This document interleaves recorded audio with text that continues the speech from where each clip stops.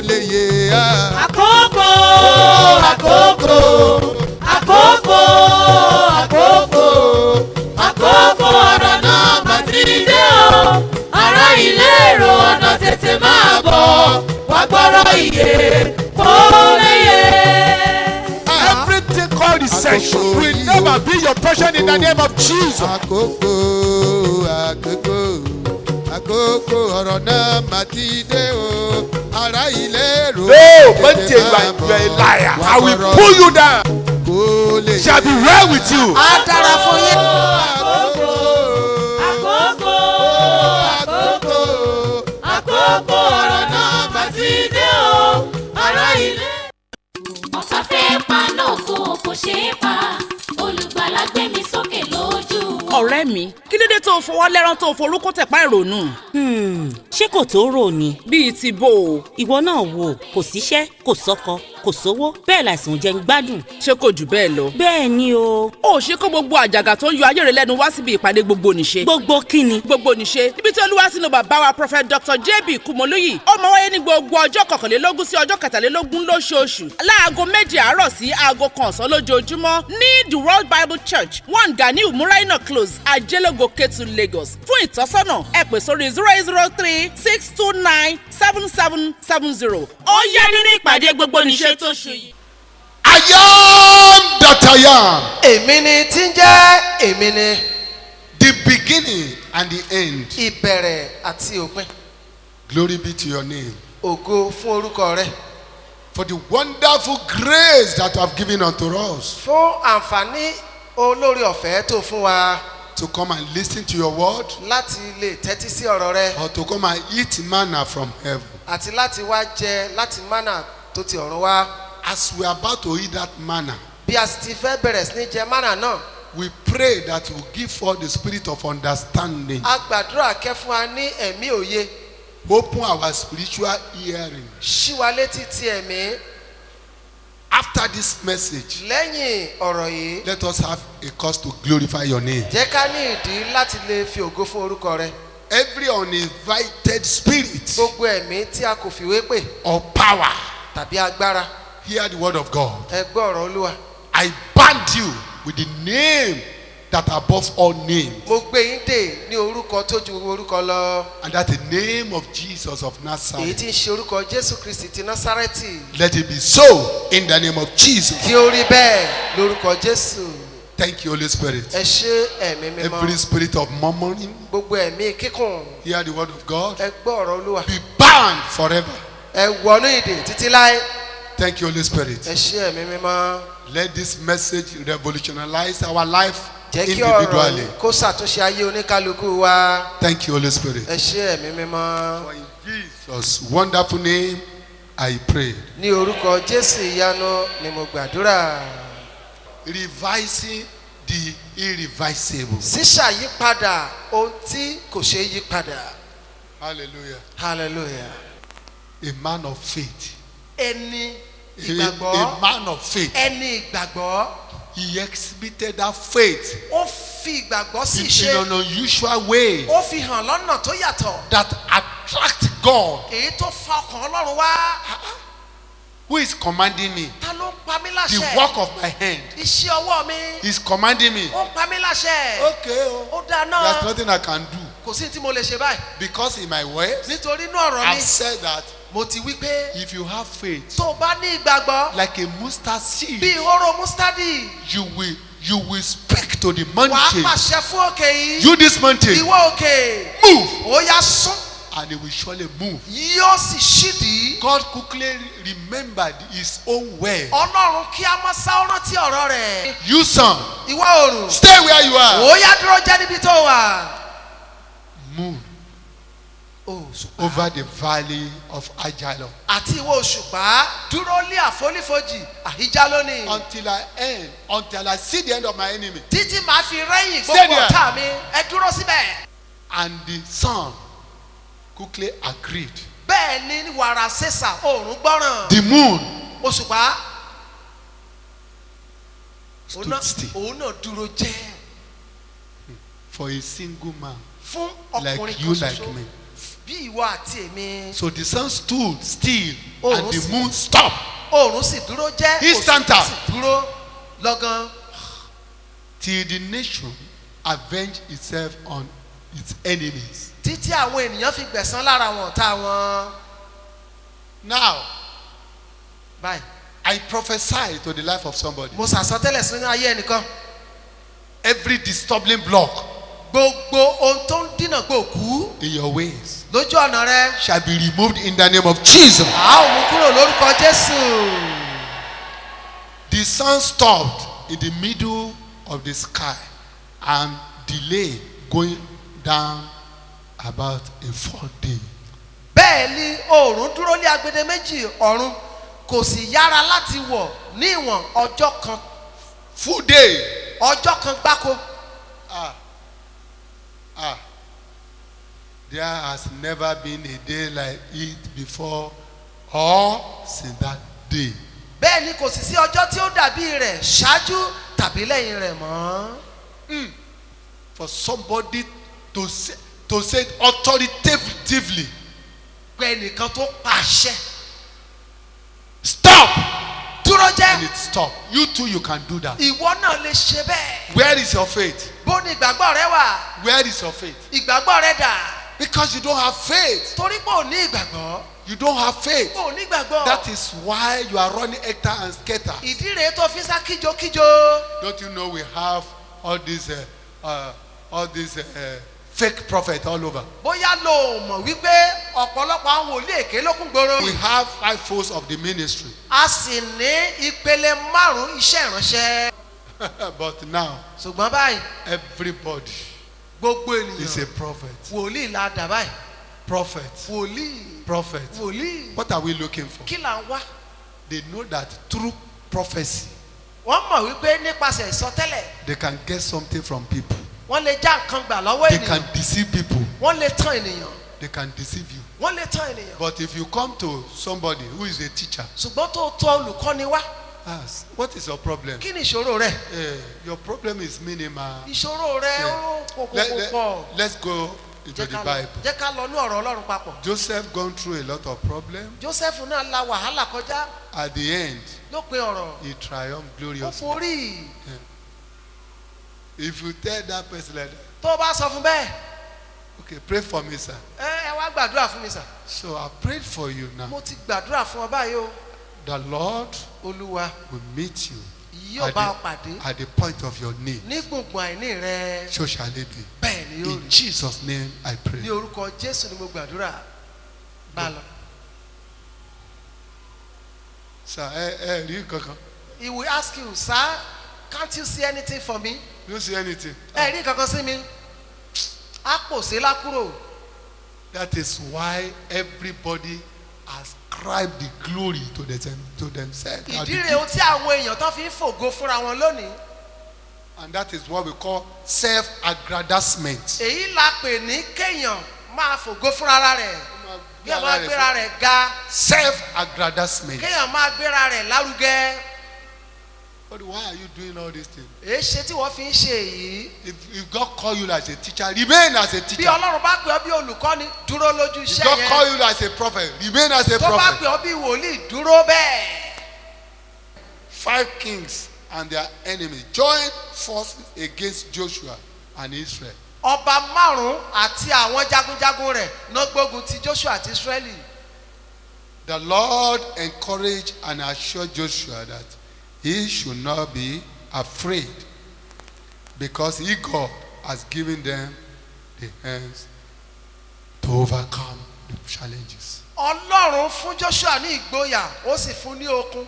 Ó sọ fún wípé òun kó má bẹ̀rù, òun ti fi àwọn ọ̀tá rẹ̀ lé lọ́wọ́. One thing that surprised me is that Ohun kan tó tẹ̀ yà mí lẹ́nu ni pé when we are talking about bomb, tá a bá ń sọ nípa bọ́ǹbù. yes. Bọ́ǹbù. God was the first person who used bomb.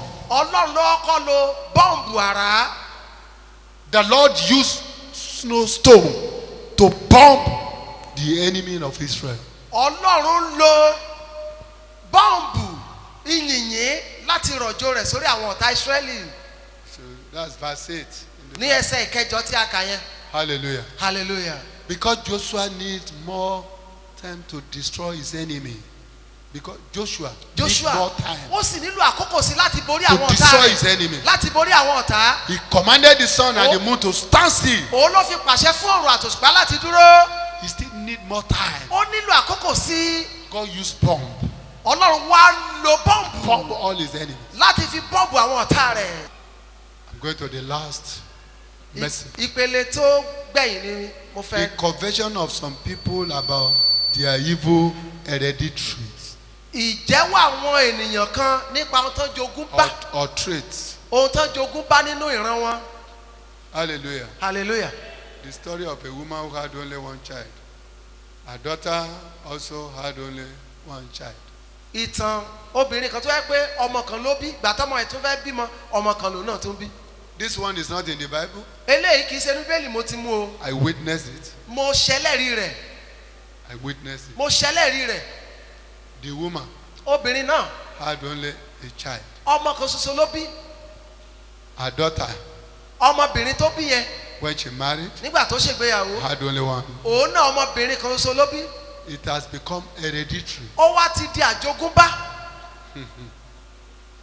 Don't ever succumb to all this kind of. ìwọ ọmọ tẹríba fún ogún Now, bẹ́ẹ̀. some will say, omi àti ẹ̀ wípé no one has ever done engagement, white wedding in my family. kò tiẹ̀ sí obìnrin kan tàbí ọkùnrin kan tó ṣègbéyàwó ìmàna tàbí tó ṣègbéyàwó aláṣọ funfun. God nílé wa. is going to revise it. ọlọ́run yóò yí padà. No one has ever traveled abroad in my family. kò tiẹ̀ sí ìran mi kan tó rè ìlú òyìnbó. It's no more your passion. ìyẹn kì í ṣèpín rẹ mọ́. Look what people share. ẹ tún wá máa gbọ́n táwọn míì sọ. No one has ever built their own house in our family. kò tiẹ̀ sẹ́nìkan tó dálé ara rẹ̀ kọ́ nínú ẹbí mi. Another one. No one has ever graduated from the university in our family. kò tiẹ̀ sẹ́ni tó ti kẹ́kọ̀ọ́ gboyè ní yunifásitì nínú ẹbí mi. It's a cause. ègún ni. And it's going to be broken today. a ó sì bà á jẹ́ lónìí. Look at what people say. ẹ tún gbọ́ o. There is one particular disease that is hereditary in our family. àìsàn burúkú kan tiẹ̀ wà tó yẹ pé òun ló ń jogún nínú ẹbí wa. It was the same sickness that killed my grandmother, grandfather. àìsàn kan iná ló pa bàbá mi àti bàbá mi. Why do you accept this? èéṣe tí wọ́n fi ń gbarú èyí mọ́ra. No. rárá. Never you accept that. mọ́ gbà mọ́ láyé. It's hereditary. pé ojogúnba. And God will erase it. ọlọ́run yóò parẹ́. I said, He will reverse it. ọlọ́run yóò fà á padà. In your own time, ní àkókò tirẹ̀ ni. God will wipe it away. ọlọ́run yóò fòpin sí i. Then another one. Every member of our family is poor and wretched. gbogbo ẹni tó bá ti bí sínú ẹbí wa ó máa ń tòṣì ó máa ń rárẹ̀ kú ni. In your own time, nínú àkókò tirẹ̀ yìí o. nothing like poor, nothing like wretchedness. o ní yòṣì o sì ní ṣiṣẹ́. The hereditary trait in our family is untimely death. ohun tá a jogún bá nínú ìrántí wa mọ̀ ní ikú àìtọ́jọ́. No. rárá o. It's not your portion. kì í ṣe tirẹ̀. At your own time, ní àkókò tirẹ̀ o. at your own ní time, àkókò tirẹ̀ yìí. God will wipe it away. ọlọ́run yóò fòpin sí i. Joshua was a human being like you. joshua ènìyàn bíi tirẹ̀ ni You can o. also command evil, hereditary traits from your life with your mouth. ìwọ náà lè fi ẹnu rẹ kan tó fẹ́. Say now, báyìí this thing has become hereditary in our family. eléyìí wọ́n jogún bá nínú ìran wa ni àbí. Now, báyìí pack your ó property. yá ẹ máa kẹ́rù yín jọ. Out! jáde.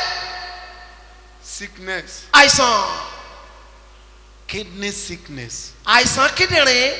is what kill my sister, òun ló kill pa my arábìnrin brother, mi tó pa arákùnrin mi. kill my grandpa. òun ló pa bàbá mi.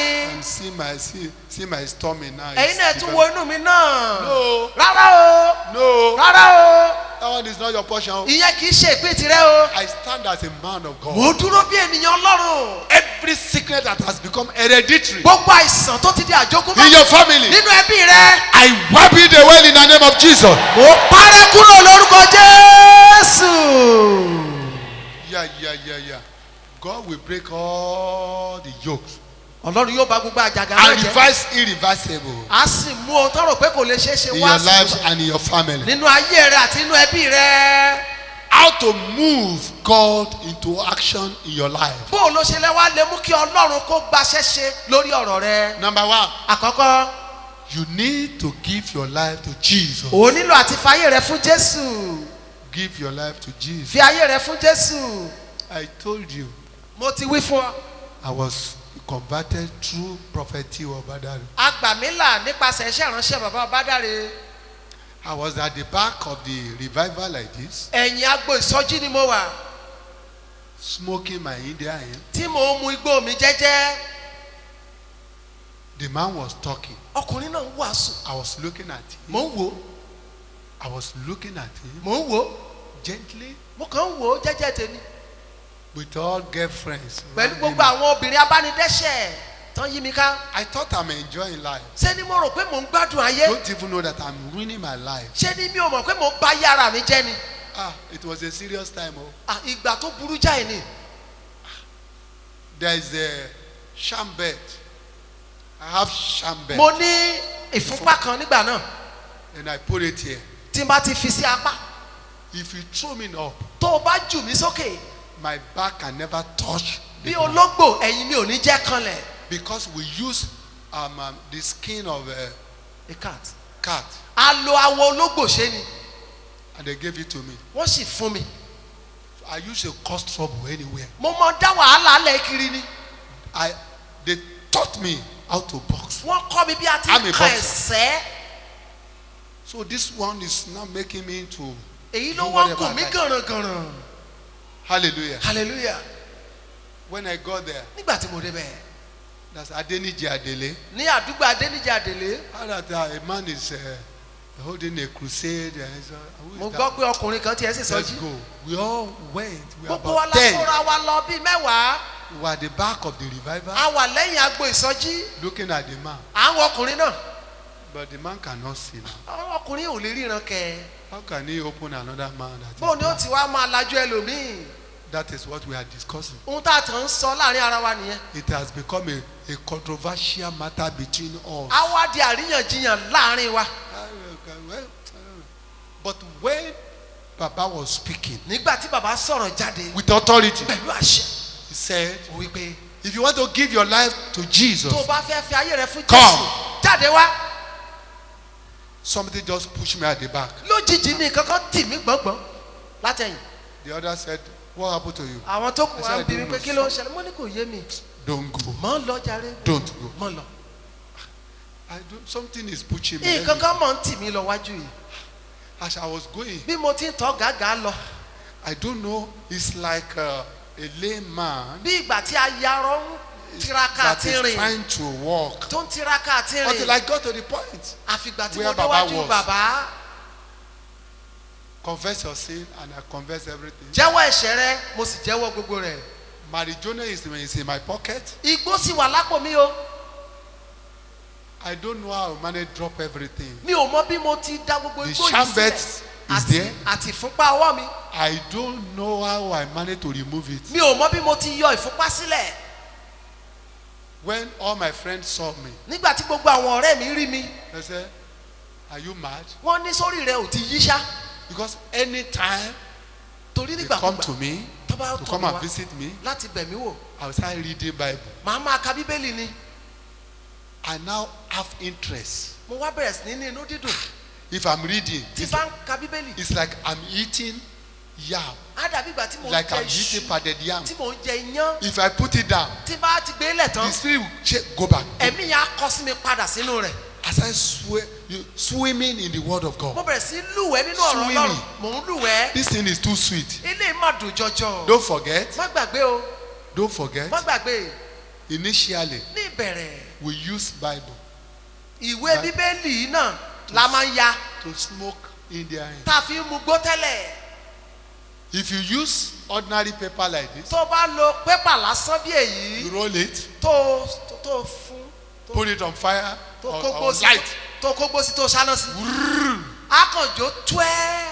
But Bible Ṣùgbọ́n ìwé ti Bíbélì, is very, very rich, ó kúnná dáadáa. Very rich. ó kúnná. If you put it tó bá slow, ti slow. fi tó ń la wàá máa la wàá máa fi èékánná wàá máa fi ṣẹ́ sílẹ̀ wàá máa ṣẹ́ sílẹ̀ Very sweet. ó máa ń dùn mọ́ ni. I don't take cognizance of all these things. ohun gbogbo tí mo ń sọ kò yé That mi.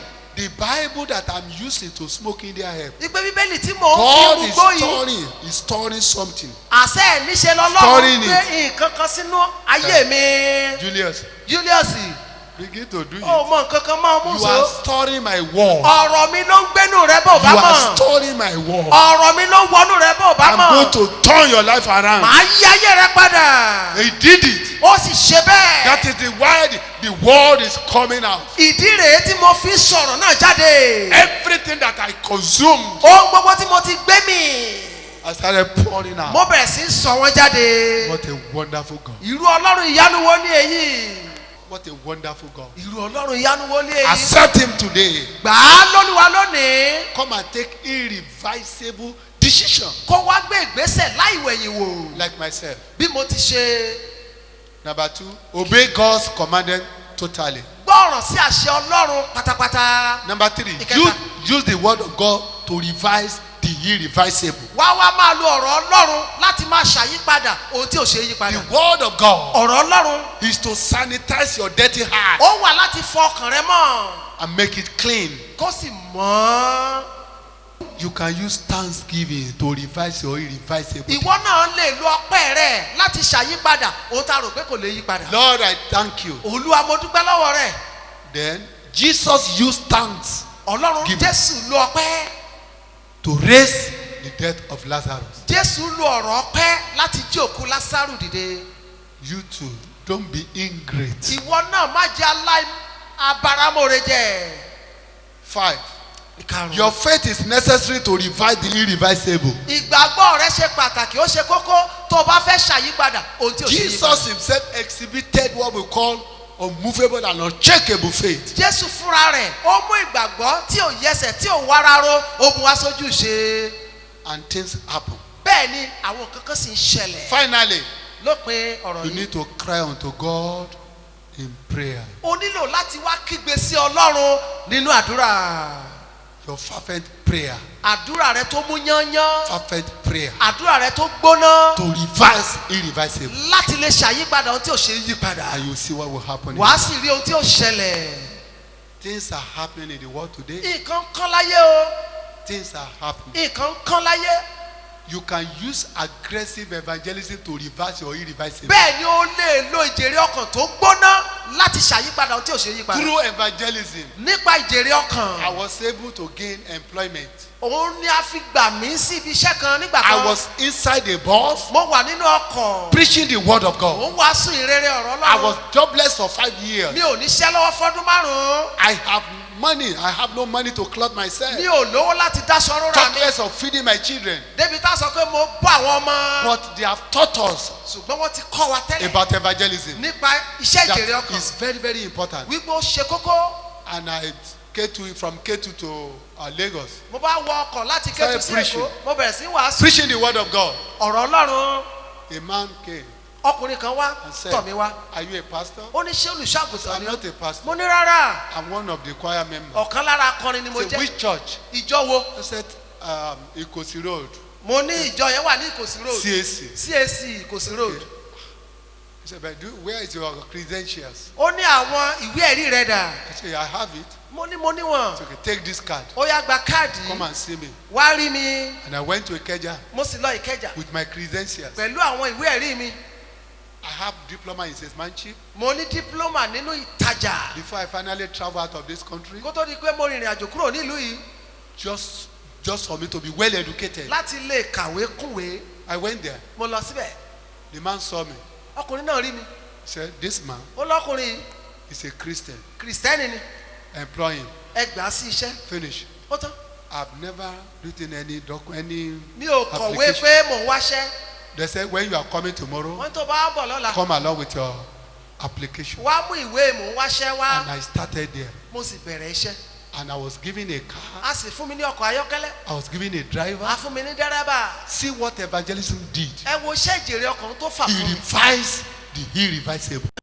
ọ̀tá fẹ́ pa náà kò ṣeé pa olùgbàlà gbé mi sókè lójú wọn. ọ̀rẹ́ mi kí ló dé tó fọwọ́ lẹ́rán tó forúkọ tẹ̀pá ìrònú.